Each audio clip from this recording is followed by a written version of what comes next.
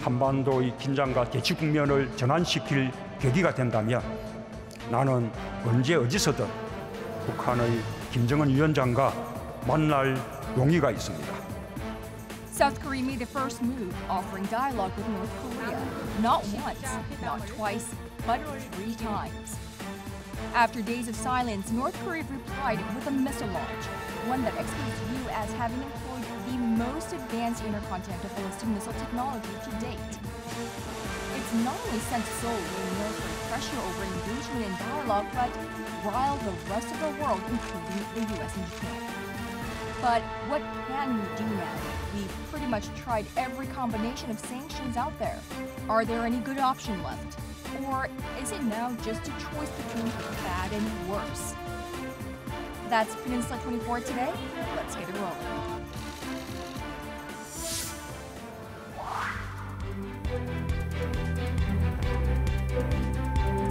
Well, in the studio with me to discuss the rapidly changing security landscape in Northeast Asia, but also gripping the entire world. To my left, I have Dr. Kim Jae-chun, professor at the GSIS, Sogang University. Thank you so much for joining us today. It's good to be here. And of course, our very own Dr. Chang-su. Dr. Kim, good to see you again. Good to see you again. So let's first start with this question. Who is North Korea today? Obviously, a very different one from 6 to 7 years ago. What is this beast that we're dealing with today? You're right. I think North Korea is a completely different animal than it used to be 7 years ago.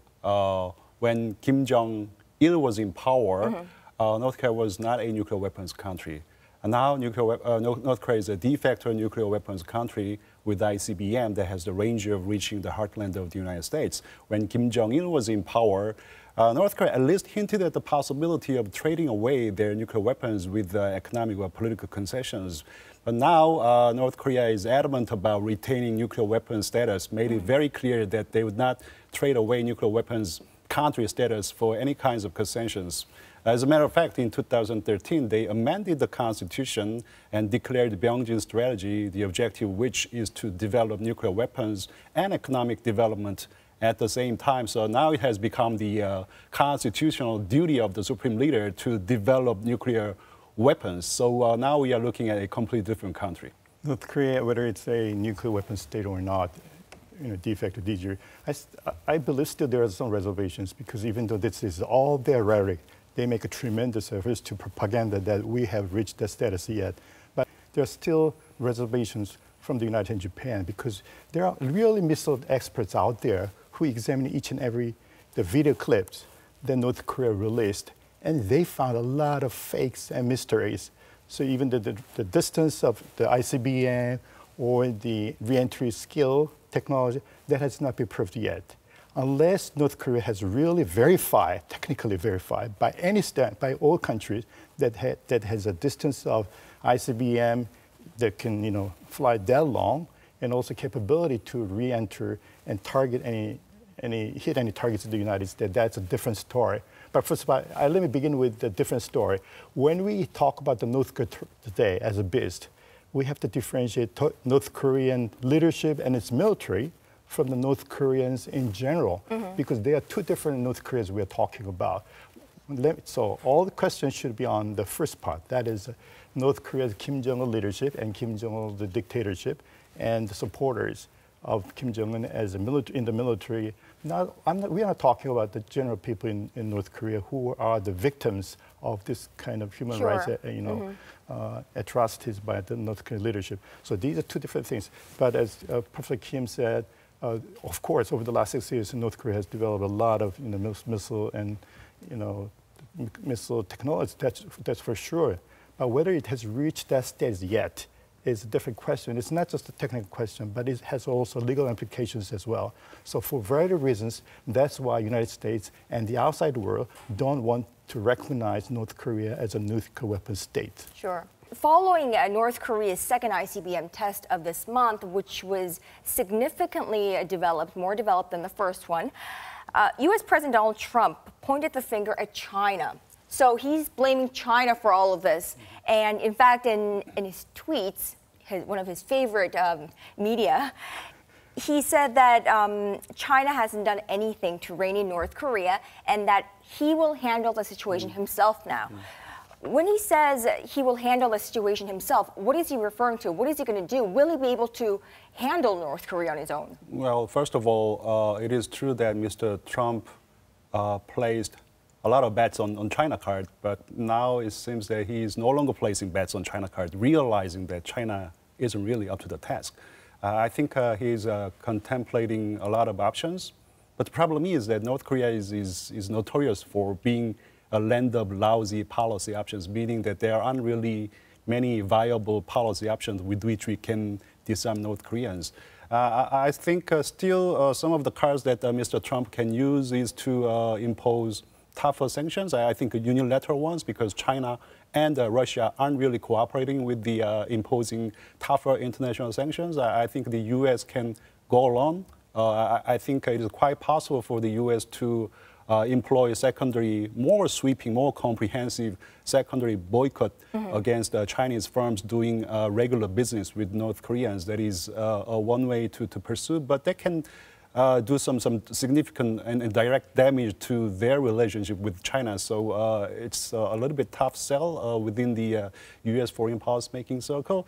Some in the U.S. are talking about the possibility of using military options, launching preemptive or preventive strikes or regime change. But these options are a bit too risky, which can escalate into a general war on the Korean Peninsula. So I think imposing tougher sanctions and augmenting defense, deterrent, and offensive capabilities against North Korea is going to be how the Mr. Trump and Trump administration is going to be handling the situation, at least for now. So China, using its state-run media, have responded or reacted to President Donald Trump's tweet, calling Trump a greenhorn who's lashing out at Beijing because he felt embarrassed that he couldn't rein in this North Korea issue. But in your view, does Beijing have that leverage to rein in Pyongyang? I think they do. I think they do have the leverage over North Korea to the extent that they can shut off crude oil supply to North Korea. They can pretty much take care of the business. Think about 2003, when North Korea refused to join six-party talk. China was very adamant about North Korea joining the six-party talk, but North Korea refused because they were more interested in direct talks with the Americans. So China was upset, and China shut off the crude oil pipeline for about 3 days, and then North Korea, that pretty much brought North Korea to the six-party talk. So I think China does understand that they do have the leverage and how powerful that crude oil supply card is, but they are just not playing their card. They aren't really willing to play their card because first, they don't really want to bring North Korea to the brink of regime collapse. Second, this is my personal opinion, but China might think that having an ally, having North Korea with nuclear weapons and also ICBM may not be a bad idea at all, given the escalating rivalry with the United States. Well, I think whether China has a leverage over North Korea or not, my answer to your question is yes and no. Compared to other countries like South Korea and Japan and the United States, China definitely has more leverage over North Korea in controlling its behavior. But in terms of, to the extent that South Korea and the United States wants China to exercise that kind of leverage, it has a very limited leverage, because if you meet many China experts in Beijing or Shanghai, they admit that we have a very limited leverage over North Korea because North Korean leadership has decided its course already, becoming a kind of nuclear power, and there is no way for any power to stop this kind of ambition to become a nuclear power. So in that sense, they have very little, it's not no leverage at all, but it's a very little leverage over North Korea, that's for sure. So as compared to what, my answer to you is definitely yes, or yes and no. But what about, like Dr. Kim suggested, what about cutting off the pipeline for a couple days? Because we know that North Korean economy has been flourishing. It's doing better than almost ever these days. And what about trying that card and see how that works out? Trying that card and cutting the pipeline connecting China and China, North Korea is a very good option, and it has been proposed by many experts outside, including the UN Security Council. But actually, technically speaking, I was told the cutting off the pipeline is not that easy, because once the pipelines are cut off, it will be almost impossible to restore them for technical reasons. So it is very important. It will take several months. Several months. It is doable. Yeah, it's doable, but it's not an easy job. You cannot just cut it off overnight. So setting aside the technical issues, questions for a while, I think China doesn't want to see North Korea collapse or on the verge of collapse, because they still believe China is a very important strategic asset. Because we're talking about whether North Korea becoming a strategic asset or a strategic burden, I think that these recent provocation by North Korea reminds us that the fact that to the Chinese, North Korea is still a very important or even increasingly important strategic asset. So I think China has a certain leverage over North Korea, that's for sure. But against our expectations a couple of months ago, actually its leverages are increasing vis-a-vis with North Korea, not decreasing. This is my observation. And it all depends on whether China wants to go that extra mile and commit itself to sanction North Korea. Now, South Korea president has taken stern measures following the ICBM test, the second one of this month. And one of his immediate orders was to deploy the 4 additional launchers that had been tucked away at U.S. bases here in South Korea. Obviously, that's raised objections from China. Now, temporarily deployed in the country is the phrase that the South Korean government has adopted. I want to hear your take on that decision. Well, my take is that the Moon government should have been much quicker in deploying THAAD in the first place. By delaying the process, we gave a wrong message to Americans, false hope to Chinese, and we appeared weak to North Koreans. And that decision, temporary deployment or provisional deployment, what does that really mean? I think it is a little bit confusing, because does that mean if the conditions aren't met, we can withdraw THAAD? Or if it isn't, I mean, why does it have to be temporary? So my take is that there should be no controversy over THAAD deployment. I agree with Professor Kim, because you have to remember that 6 launchers, not 2 launchers, were already on the peninsula already.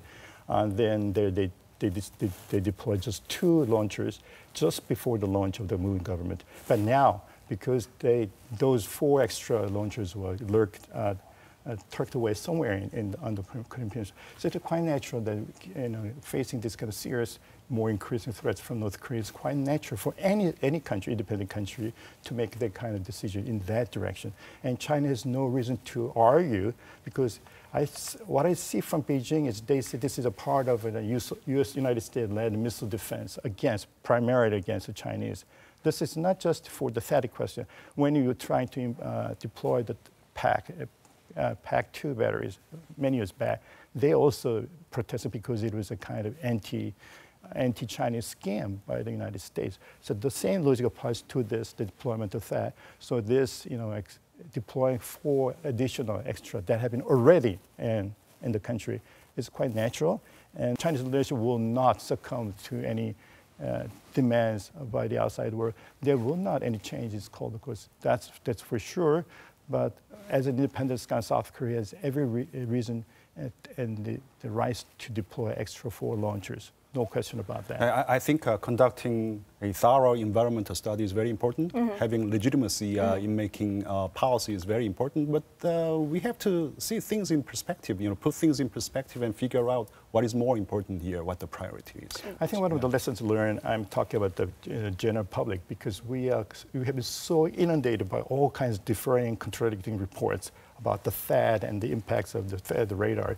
But now we're going to see many of them are fake news, groundless news. I think this is a very good education process for the South Koreans in general, because now people can tell why the previous government decided to deploy the THAAD system, even though there were some protests from the environmental NGOs. But now we bring the whole picture and what's the real South Korean national interests. I think this is a very important lesson for the Korean people in general. You know, even when South Korean president is offering talks and offering dialogue, we did not get a response. We got a response of an ICBM launch. But even then, in North Korea's rhetoric, South Korea was missing. It's always targeted at the United States.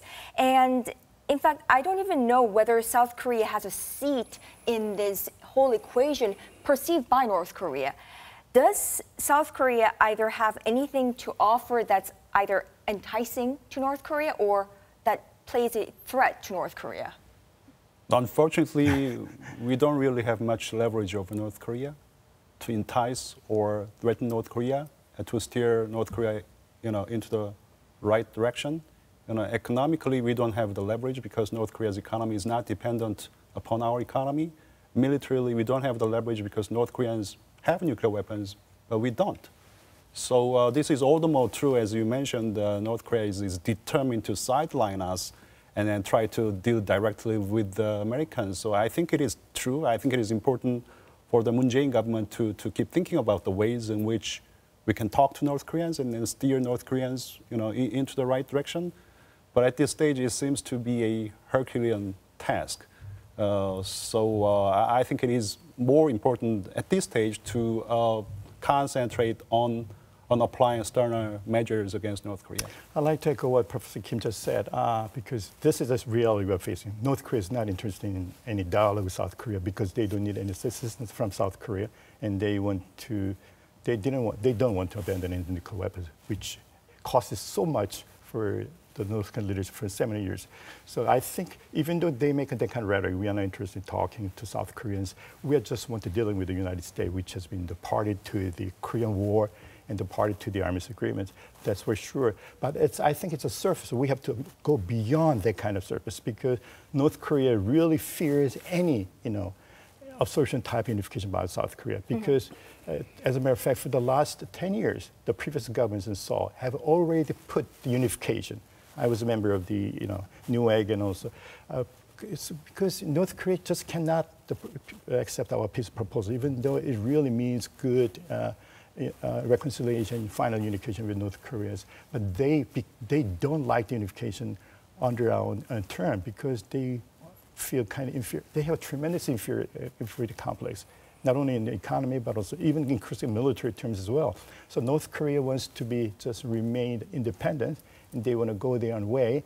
That's why they are not, apparently they will not take any proposal by South Koreans temporarily, at least until the time comes when they perceive it is the right time for North Korea to come to negotiate with South Korea. I don't know how long it'll take, but as Professor Kim said, it'll take many years, many months, I would say, until we have to wait that North Korea is coming to the kind of very good meaning proposal by South Korea.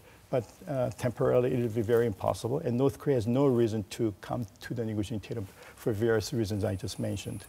Well, let's hear what the general view is in the U.S. and in China with regards to this very high-stakes game of chicken for those two countries. We have relevant experts on the ground. We have Bruce Bennett from RAND Corporation joining us from California, and Tong Zhao in Beijing with us. Tong Zhao is a fellow at Carnegie Tsinghua Center for Global Policy. Now, I want to start with Bruce. First, has North Korea, in the view of the U.S., crossed U.S. President Trump's red line this time? Because we've heard from South Korea's Blue House that with the latest test that Kim Jong-un has carried out, it hasn't really crossed the President Moon's red line, although it is really tiptoeing that line and is on the threshold. I think what we have to recognize is that for a number of years now, the United States has set red lines and North Korea has gone through them, and the United States has not really done anything significant. So Kim Jong-un generally tends to think, I believe, that the United States is what we call a paper tiger, that it's not going to significantly punish North Korea for its bad behavior. The United States needs to change that process, and that's what the Trump administration is trying to do. President Trump, though, has also said that he encourages negotiations. He would like to do that, I think what they ought to be prepared to do is to have President Moon and President Trump play the role of good cop, bad cop, where President Moon tries to work on the negotiations and President Trump tries to illustrate the consequences to Kim Jong-un of his not negotiating and of his not being willing to reduce his nuclear threat to South Korea and the United States and our other regional partners. And in dealing with this North Korea situation, Tong-Zhao, I want to direct this question to you. Does China really believe that it doesn't have any leverage over North Korea in reining in Pyongyang and curb its nuclear and missile development? My personal view is China is committed to implementing all existing UN Security Council resolutions. China has already stopped coal import from North Korea and has recently stopped providing diesel and gas supply to North Korea. At this moment, the US wants China to cut off all trade relationship with North Korea. But on the other hand, Washington also makes it very clear that it doesn't want to pursue a policy of destabilizing the North Korean regime. So there's an internal dilemma in the current strategy. And I think it's very important for all the major countries to have a substantive discussion on what's the overall strategy going forward. Shall we limit our sanctions only to items related to North Korea's military program, or shall we instead pursue a comprehensive economic embargo? And if so, what would be the consequences? All right, I think we do have contradicting opinions on that view, so we'll talk to you on a later episode for that. Bruce Bennett in California, Tong-Zhao in Beijing, thank you both for joining us. So clearly stark in contrast in their views in Washington and Beijing. So a very complicated picture indeed of this North Korea situation and the situation on the Korean Peninsula. Now, upon concluding this session, what would be your recommendation to the South Korean government in adventuring through this problem? I think we'll have to work on basic fundamentals are important. I think it is important for us to augment our own deterrent defense and offensive capabilities. The Moon Jae-in government made the right decision to work more on KAMD, KMPR, and Q-chain. I think is very proper. I think it is also very important for South Korea to work more closely with the United States for what is known as extended deterrence. And at the same time, I think it is also important to maintain the sanctions and pressures. If necessary, we'll have to ramp up sanctions and pressures because North Korea believes that with nuclear weapons and ICBM, they can gain enormous strategic advantage over us. So I think it is important for South Korea to deny those strategic advantages that they think come with possessing nuclear weapons.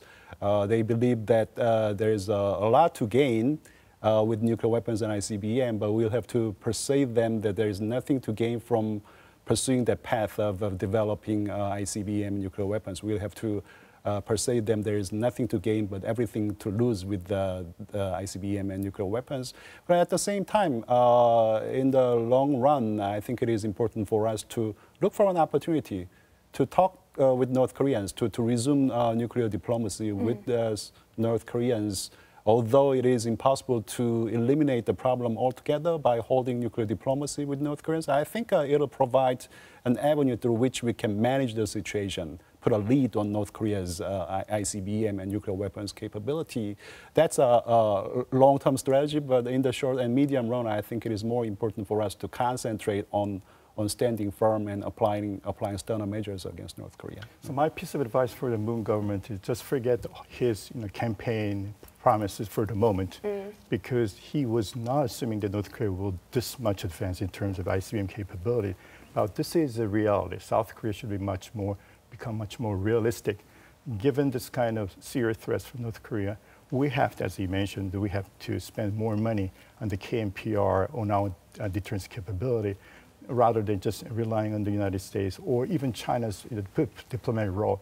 So my advice for the Moon government to become more realistic. Okay, just forget the past and just face a stark reality from North Korea, and we have to come up with our own independent capability I think people will agree and will not object to any change in its campaign promises, because this is something we have not expected, as a matter of fact. Okay. And in the weeks to come, we expect more changes and more activities on the Korean Peninsula. All right, I thank you two gentlemen for this interesting session. Thank you, Dr. Kim Jae-chun, for coming, and as always, Dr. Kim Chang-su. My pleasure again. Okay. And thank you, as always, for staying throughout. This is it for this week of Peninsula 24. We'll see you next week, same time.